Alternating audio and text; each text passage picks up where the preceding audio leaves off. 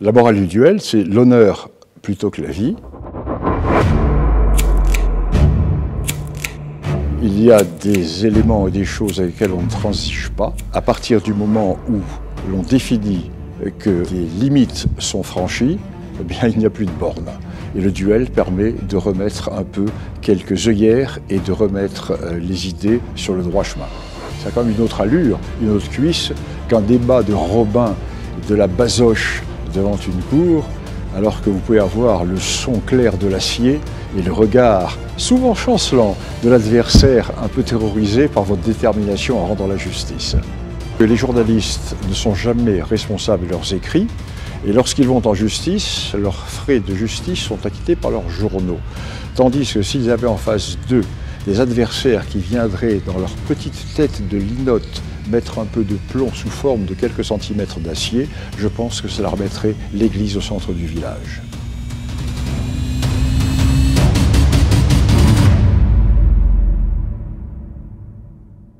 Eh bien, salut à tous, c'est le Doc, j'espère que vous allez bien et on se donne rendez-vous aujourd'hui pour une nouvelle vidéo. J'en profite pour afficher l'Instagram à l'écran afin que vous puissiez m'ajouter et m'envoyer vos nouveaux sujets. Je crois que vous l'avez compris au regard de l'introduction puisque je vais vous parler du dernier livre de Bernard Lugan qui s'intitule Éloge du duel, l'honneur au-dessus de la vie aux éditions de la Nouvelle Librairie. Si vous êtes un baron de la communauté, vous devez déjà probablement connaître Bernard Lugan puisque j'ai déjà réalisé une vidéo sur ce monsieur qui s'intitule Le retour du réel avec la guerre en Ukraine et car j'ai eu la chance de faire un entretien avec lui dans le cadre du Rendez-vous des barons sur Livre Noir. C'était la belle époque. Mais je conçois que tout le monde ne connaît pas Bernard Lugan. Il s'agit d'un historien et africaniste français qui a écrit une pléthore d'ouvrages sur l'histoire de l'Afrique. On peut dire qu'il connaît son latin parce qu'il a habité dans plusieurs pays africains pendant des années entières. Il a été également un militant de l'Action française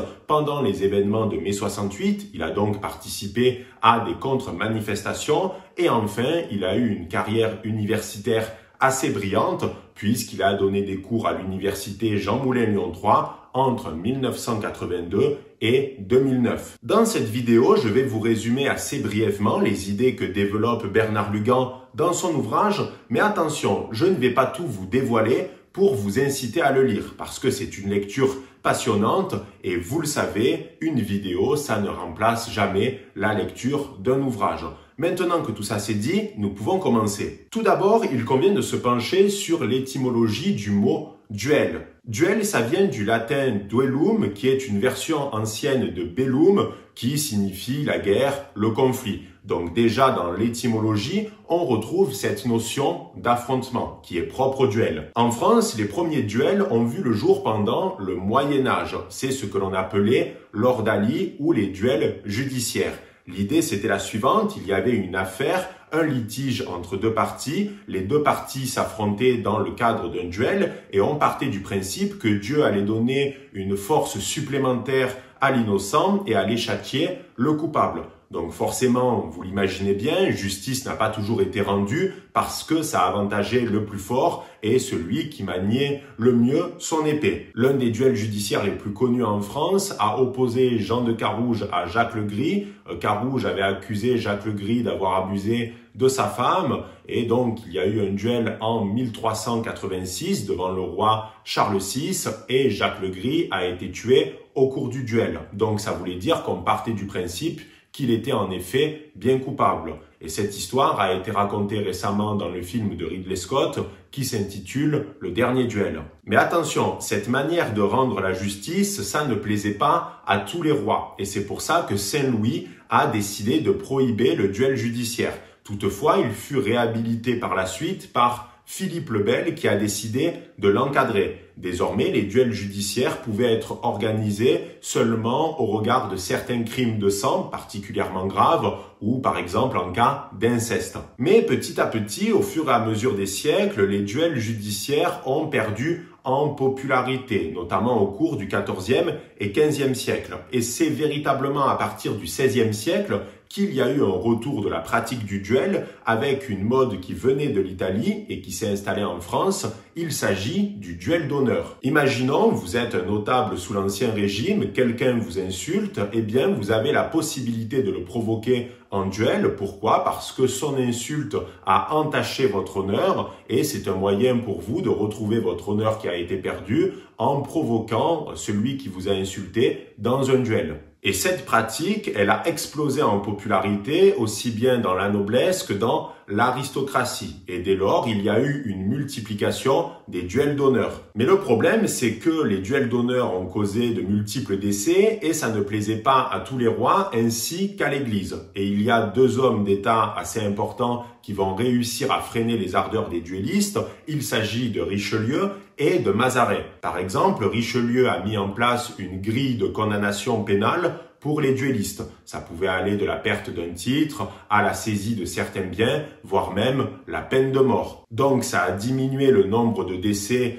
dans l'aristocratie et la noblesse. Et pour Bernard Lugan, Richelieu, par le biais de ses réformes, a sauvé la noblesse française, qui s'entretuait par le biais des duels d'honneur. Mais la situation va changer à partir de la Révolution française, puisqu'en 1789, la nouvelle Assemblée constituante va décider d'abolir les textes de l'Ancien Régime, et notamment ceux qui punissaient pénalement les duellistes. Et ça signifie qu'après la Révolution française, il y a eu de nouveau une explosion de la popularité des duels d'honneur. Donc il faut sortir de cette idée reçue de croire que le duel c'était seulement une pratique que l'on retrouvait dans l'Ancien Régime, parce que c'est une coutume qui s'est développée dans la société française au fil des siècles, bien après la Révolution. Et pour Bernard Lugan, l'âge d'or des duels d'honneur, c'est le 19e siècle, plus précisément pendant la Troisième République, avec l'affaire Dreyfus. L'affaire Dreyfus, elle a éclaté en 1894 lorsque le capitaine Alfred Dreyfus, qui était juif, a été accusé d'intelligence avec l'ennemi et de vendre des secrets à l'Empire allemand. Et donc la société française s'est divisée en deux camps différents. Il y avait d'un côté les Dreyfusards, qui étaient convaincus que Dreyfus était innocent, par exemple Émile Zola qui a écrit « J'accuse dans l'Aurore », et de l'autre côté il y avait les anti-Dreyfusards qui étaient convaincus qu'il était en effet coupable. Et cette division dans la société française, on l'a retrouvée absolument partout, dans les débats politiques, par voie de presse et aussi par le biais du duel. Donc pendant les années de l'affaire Dreyfus, il y a eu une explosion de la pratique du duel d'honneur parce que c'était un moyen pour les Dreyfusards et anti-Dreyfusards de défendre leur position. Il faut également comprendre que le duel a une place très importante dans l'inconscient collectif français parce qu'on le retrouve dans de nombreux romans ou autres œuvres d'art. Par exemple, on le retrouve dans les écrits de Théophile Gautier et dans les romans d'Alexandre Dumas. Par exemple, Les Trois Mousquetaires, puisque D'Artagnan, lorsqu'il arrive à Paris, il se prend directement 3 duels dans la gueule. On peut également citer le personnage de Cyrano de Bergerac, d'Edmond Rostand, qui incarne parfaitement le panache du duelliste et cette notion d'honneur. Donc ça veut dire que le duel était pratiqué par tout un tas de personnalités qui pouvaient venir du monde politique et ça dépassait même les clivages droite-gauche, mais également des hommes de lettres qui pratiquaient le duel avec brio. On retrouve donc des hommes comme Maurice Barrès, Charles Maurras, Léon Blum, Georges Clemenceau, Alexandre Dumas ou encore Proust. D'ailleurs, c'est plutôt intéressant parce que Bernard Lugan fait une sorte de comparaison entre la vision du duel de Dumas et celle de Proust. En fait, Dumas, il parlait beaucoup de duels dans ses romans parce qu'il savait ce que c'était. C'était un grand duelliste.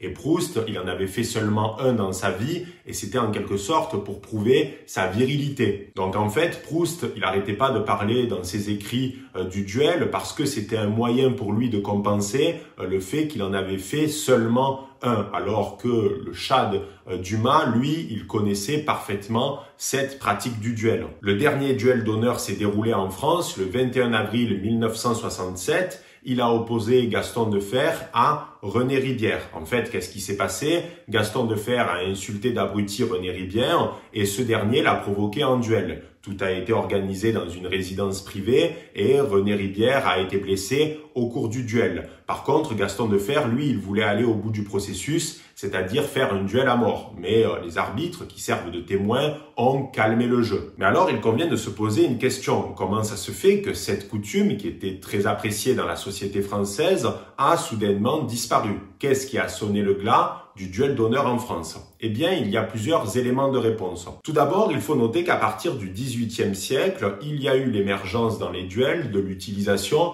du pistolet, alors qu'autrefois, c'était seulement avec des armes blanches comme des épées ou des sabres. Le problème des pistolets, c'est qu'ils n'étaient pas nécessairement mortels et en plus de ça, c'était très imprécis. C'est-à-dire que même en étant bon tireur, on n'était pas sûr de faire mouche. Donc il y a eu petit à petit le remplacement des armes blanches par le pistolet, sauf que le taux de létalité a diminué et que les duels se sont transformés en duels de premier sang. C'est-à-dire qu'on est passé de duel à mort, où l'objectif c'était véritablement de tuer l'adversaire, à seulement le blesser. D'ailleurs, Bernard Lugan critique l'utilisation du pistolet dans les duels, parce que pour lui, le véritable duel, c'est surtout avec des armes blanches, parce qu'il y a cette notion de confrontation physique. On est proche de l'adversaire.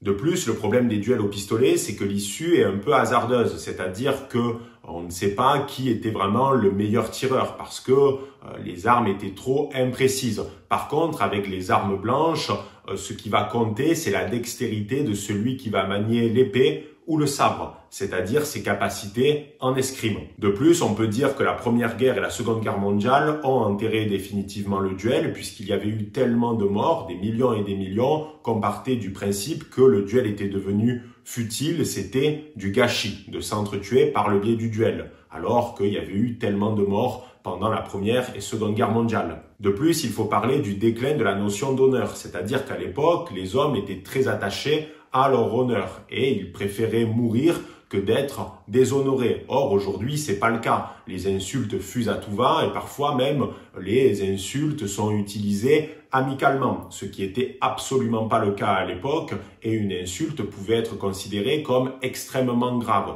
Et donc, cette notion d'honneur a petit à petit décliné et c'est pour ça que le duel s'en est allé en même temps. Mais alors, est-ce qu'on peut considérer que la pratique du duel était barbare, anarchique et qu'il n'y avait pas véritablement de règles? Eh bien non, parce que en réalité, le duel avait une codification précise qui a été menée notamment par certains auteurs comme Château-Villard avec son essai sur le duel qui date de 1836. Donc la pratique du duel était codifiée et il y avait des règles précises à respecter pour les deux parties. Alors clairement, je vais vous faire une sorte de résumé des règles les plus importantes dans le cadre d'un duel d'honneur. Imaginons, vous êtes un notable et vous subissez une insulte. Dans ce cas-là, vous allez décider de provoquer en duel celui qui vous a insulté afin de retrouver votre honneur qui a été perdu. Vu que vous êtes celui qui lançait le duel, vous pouvez choisir le lieu ainsi que la date. Par contre, il est nécessaire que les deux parties trouvent des témoins.